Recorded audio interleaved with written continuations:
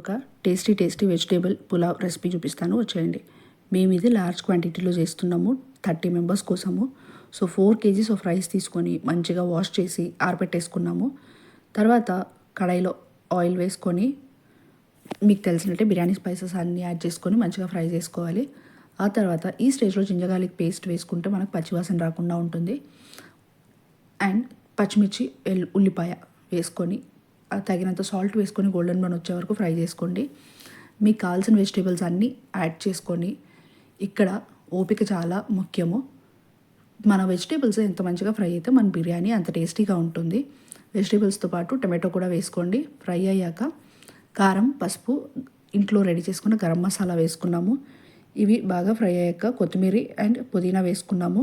ఈ మిక్చర్లో మనము ఆల్రెడీ కడిగి పెట్టుకున్న రైస్ వేసుకొని ఒక 5 నిమిషాలు అలా ఫ్రై అయ్యాక వాటర్ యాడ్ చేసుకొని, మేము 10 గ్లాస్ ఆఫ్ రైస్కి 21 గ్లాస్ ఆఫ్ వాటర్ వేసుకున్నాము. ఈ స్టేజ్లో ఉప్పు కారం అంతా చూసుకోండి. అండ్ లాస్ట్లో కొత్తిమీర వేసుకొని ఒక 15 minutes లో ఫ్లేమ్లో దంచేసుకుంటే టేస్టీ వెజిటేబుల్ పులావ్ రెడీ అయిపోతుంది.